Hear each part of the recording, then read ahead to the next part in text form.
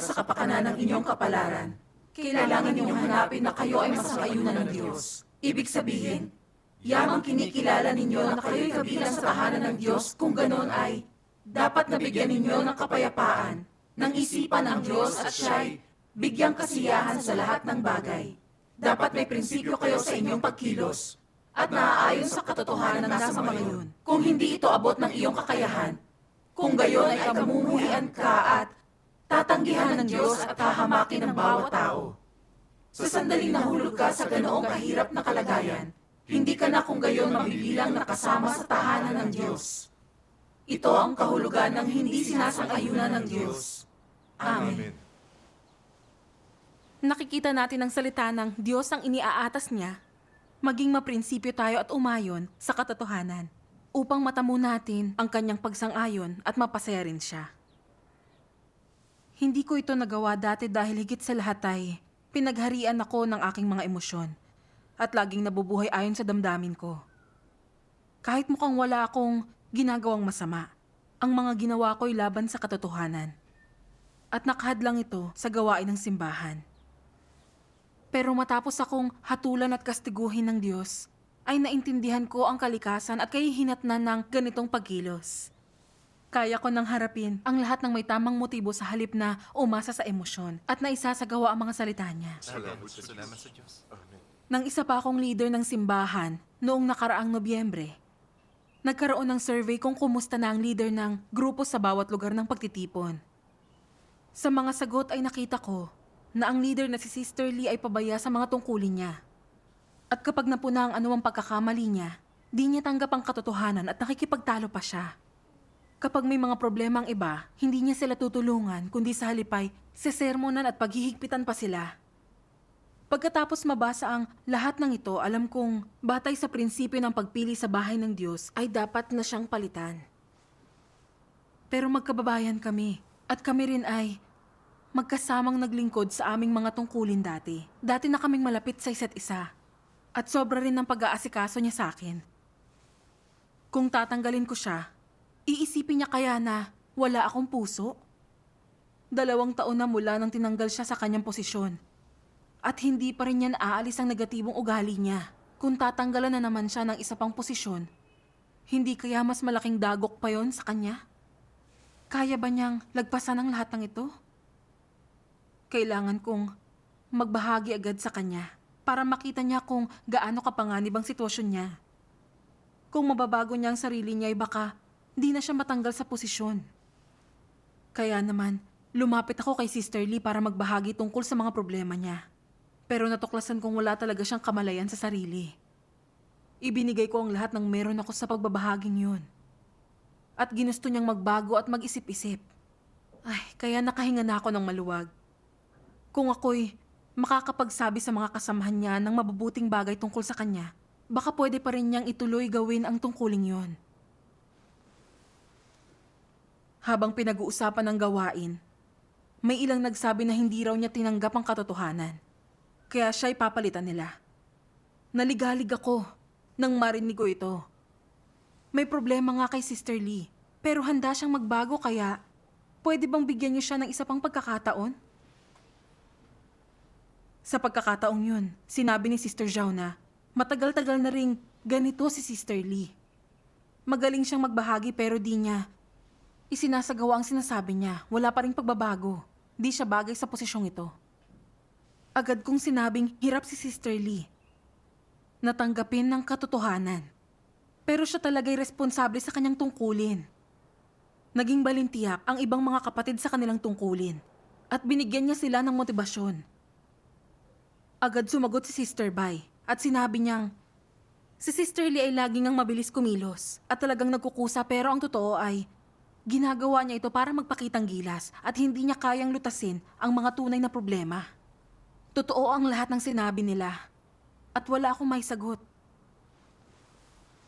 Sinabi naman ng isa pang leader na si Sister Zhang, totoong hindi bagay na maging leader si Sister Lee. Pero wala pa tayong pupwedeng ipalit sa kanya ngayon. Diyan muna siya hanggang sa makakita tayo ng pamalit sa kanya. Ito ang gusto kong mangyari kaya agad kong idinagdag.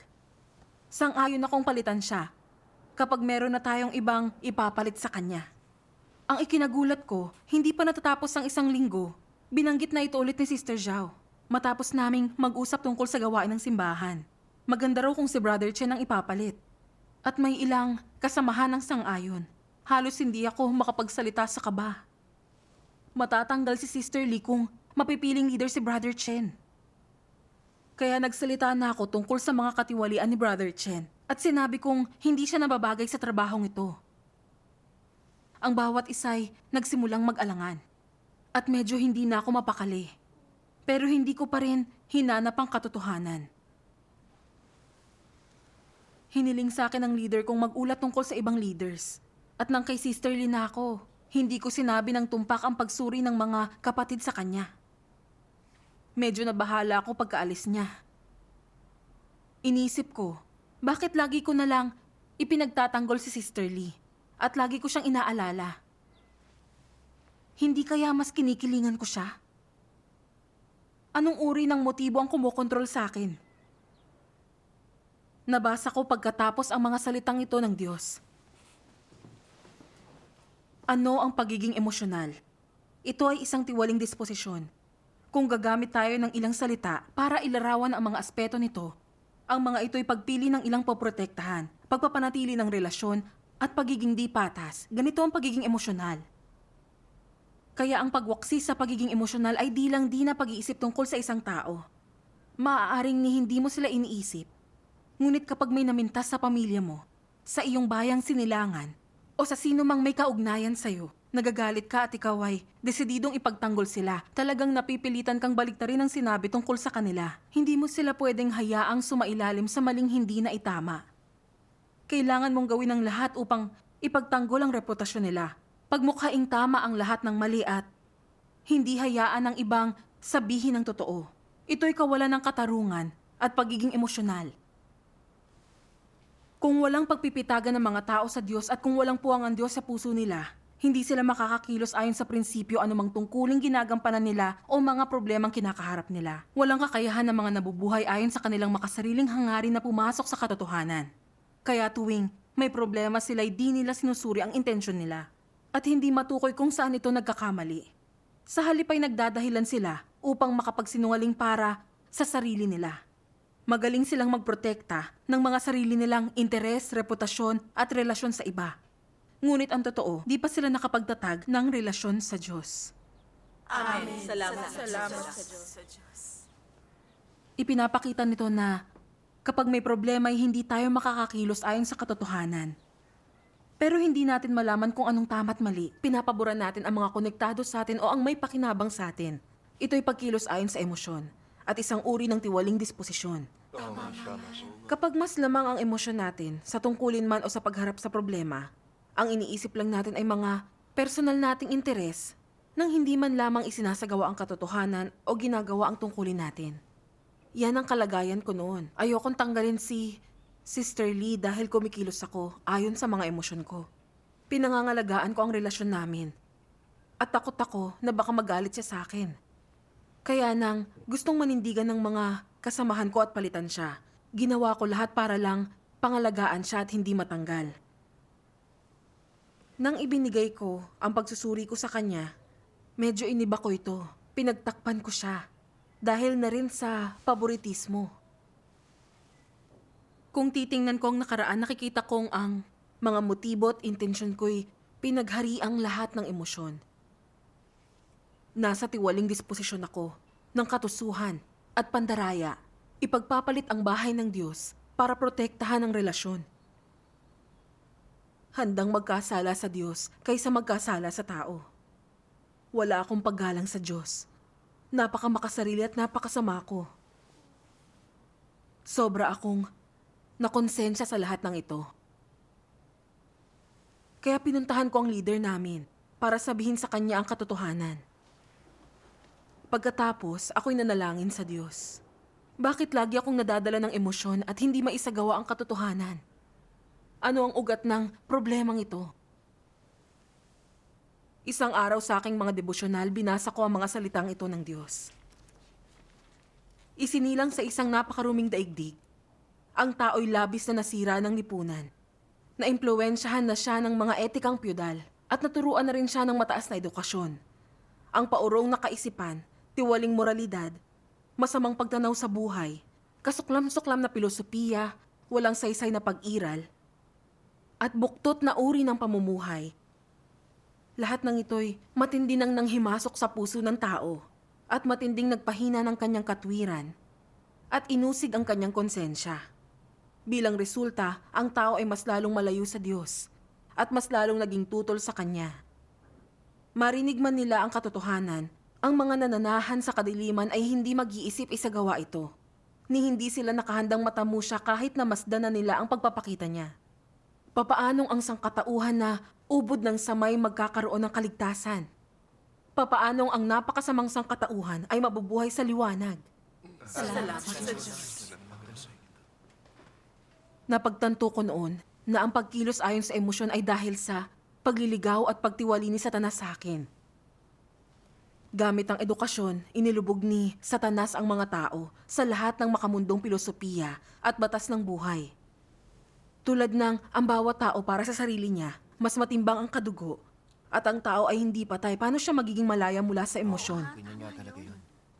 Nabuhay ako sa mga pilosopiyang ito, na nakikitang positibo ang pangangalaga sa mga malapit sa akin, at nakikitang pagiging mapagmahal ang simpatsya at awa. Tungkol naman sa pagpalit kay Sister Lee, lagi kong iniisip na galing kami sa isang lugar at inaasikaso niya ako. Kaya nang naharap siya sa pagkakatanggal, naisip kong tulungan at ipagtanggol siya. Akala ko'y iyon ang tamang gawin. Alam kong hindi niya ginampanan ang tungkulin niya bilang leader ng grupo, kundi madalas siyang manermon at mangontrol. Kung hindi siya napalitan ay makasasama ito sa mga kapatid at ito rin ay makakaapekto sa gawain ng simbahan. Pero ako'y sumalungat sa mga prinsipyo ng katotohanan habang ginagawa ang lahat para protektahan siya at di siya matanggal. Kinasangkapan ko ang tungkulin ko para maingatan ang relasyon namin at ginamit ko ang simbahan para suklian ang kabaitan niya. Sinamantala ko ang tungkulin ko para sa pansarili kong pakinabang. Paano ako magiging karapat-dapat sa simbahan? Oo nga, may punto siya. Bilang leader, iniisip ko dapat ang gawain ng simbahan at ang buhay ng mga kapatid at saka kumikilos dapat ako ayon sa katotohanan. Pero inuuna ko ang damdamin higit sa lahat. Hindi isinasagawa ang katotohanan. Hindi ba yan ay pagtataksil sa katotohanan at prinsipyo at pagmamaliit sa gawain ng simbahan? Oo nga, malisil siya para kay Sister. Doon ko nga napagtanto na wala akong utang na loob. Nakita ko na ang mga makamundong pilosopiyang yun ay ginagamit ni Satanas para gawing tiwali ang mga tao. Oo, tama yun. Ang pagsasalita at pagkilos ng ganun ay hindi patas at makatarungan at walang mga prinsipyo ng katotohanan. Ganyan ang pilosopiya sa buhay ng mga opisyal ng Partido Komunista. Tama nga yun. Kapag umangat ng tao, aangat din ang pamilya niya. Kapag siya'y naging opisyal, nakikinabang din ang kanilang mga kamag-anak kahit saan. At nagagawa nila kahit ano nang hindi napaparusahan. Totoo yung sinasabi niya. Ang lipunang kontrolado ng CCP ay napakadilim, napakasama, hindi patas at makatarungan. Tama. Bilang leader ng simbahan na di kumikilos ayon sa mga prinsipyo, ngunit nabubuhay sa mga makademonyong pilosopiyang ito, anong pinagkaiba ko sa isang opisyal ng CCP? Oo, ganyan nga talaga yun. Yung ayaw kong matanggal si Sister Lee ay hindi dahil sa tunay na pagmamahal o pagtulong. Takot lang akong masabihan niya na walang pakialam at manhid at magbago ang pagturing niya sa akin. Hindi ko man lang isinaalang-alang ang kanyang buhay. Ang pagpalit sa isang tao sa bahay ng Diyos ay ginagawa para makapagmuni-muni. Para sila'y makapagsisi at makapagbago. Ito'y isang paraan ng pagliligtas at pangangalaga ng Diyos sa mga tao. Amen. Natanggal din ako sa aking tungkulin. At nang matuto ako ng leksyon ko, mula sa pagkabigo ko, binigyan ako ng simbahan ng ibang tungkulin. Ang pagkatisod at pagkabagsak lang ang nakapagpaisip sa akin at nagbigay sa akin ng tunay na kamalayan sa sarili. Mas naunawaan ko rin ang kalooban ng Diyos. At nakita kong ang awa at katwiran ay parehong laman ng kanyang pag-ibig. May mga prinsipyo sa pag-ibig niya. Hindi niya tayo binibigyang layaw. Pero ang pag-ibig ko sa iba ay puno ng makamundong pilosopiya at batay sa personal na interes. Ito'y makitid at makasarili. Nakakamuhi at nakakayamot sa Diyos. Tama. Kaya't napagtanto ko na masama sa iba at sa ating sarili kapag tayo'y umasa sa ating damdamin. At yan ang pinakamalaki kong hadlang sa pagsasagawa ng katotohanan. Kung hindi ko tinanggap ang paghatol at pagkastigo, kung walang tunay na pagsisisi, nagkasala na ako sa disposisyon ng Diyos, kinamuhian at inalis na niya ako. Kinalaunan ay nagbasa ako ng isa pang sipi ng mga salita ng Diyos.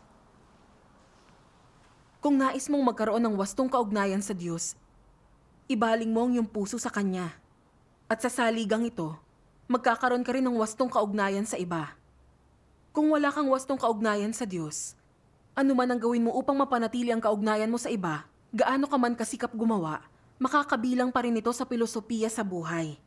Pinananatili mo ang kalagayan mo sa mga tao sa pamamagitan ng pananaw at pilosopiya nila, upang purihin ka nila. Hindi ka nagtatatag ng wastong kaugnayan sa tao ayon sa salita ng Diyos. Kung hindi ka magtutuon sa relasyon mo sa iba, ngunit nagpapanatili ng wastong kaugnayan sa Diyos, kung handa mong ibigay ang puso mo sa Diyos at matutuhang sundin siya, ang iyong mga kaugnayan sa lahat ng tao ay magiging wasto. Sa ganito, ang mga kaugnayang ito ay hindi itinatatag sa laman, ngunit sa saligan ng pag-ibig ng Diyos. Halos walang pakikipag-ugnayan batay sa laman, ngunit sa espiritu ay mayroong pagsasamahan, gayon din ang pag-ibig, kaaliwan, at paglalaan para sa isa't isa. Ang lahat ng ito'y ginagawa sa saligan ng isang puso na pinalulugod ang Diyos. Ang mga relasyong ito'y di nakabatay sa pilosopiya ng tao, ngunit ito'y binubuo sa pamamagitan ng pasanin para sa Diyos. Hindi nito kinakailangan ng gawa ng tao, kundi pagsasagawa ayon sa salita ng Diyos. Amen. Pagkabasa ko rito, naintindihan ko na ang relasyon sa mga kapatid ay pangunahing nakabase sa pag-ibig ng Diyos. Hindi ito pinapanatili ng mga pilosopiya ni Satanas. Ang pagsasagawa ng katotohanan ang nag-iisang susi. Amen. Lalo na pagdating sa gawain ng bahay ng Diyos.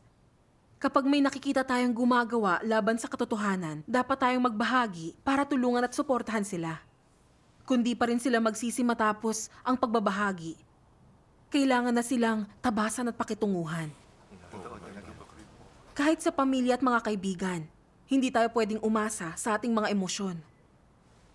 Gawin natin ang mga bagay ayon sa mga salita ng Diyos, magbahagi tayo. At kung hindi ito nakatulong ay palitan sila. Ang gawain ng simbahan ay dapat laging pagmalasakitan. Ito lang ang ayon sa kalooban niya. Kinalaunan tinalakay ko ito sa ilang kasamahan sa paggawa at tinanggal ko si Sister Lee batay sa mga prinsipyo ng katotohanan. Nagbahagi rin ako para masuri siya ayon sa mga salita ng Diyos. At itinaas ko si Brother Chen bilang leader. Noon lang talaga ako nakaramdam ng totoong ginhawa sa aking puso. Salamat sa Diyos. Paglipas ng panahon, binasahan ko ng mga salita ng Diyos si Sister Lee at kinamusta ko na rin ang lagay niya. Sinabi niyang, salamat sa Diyos, mabuti ang ginagawa niya. Noong una ay negatibo ako at nahihirapan. Pero sa pagbabasa at pananalangin, naintindihan kong ito ang paraan ng Diyos para baguhin ako. At kung hindi ako natanggal at naituro sa akin ang mga problema ko, di ko nakilala ang sarili ko o nagsisi kagaya ng ginawa ko ngayon. Nadama ko kung gaano kasarap ang talikdan ng laman at isagawa ang katotohanan. Amen. Ang pagsasagawa lang ng katotohanan at pag-ayon sa prinsipyo ang ayon sa kalooban niya, yun lang ang tanging marangal na paraan. Ang pagbabagong ito'y ginawang posible ng paghatol at pagkastigo ng Diyos. Salamat sa Diyos. Amen. Salamat sa Diyos.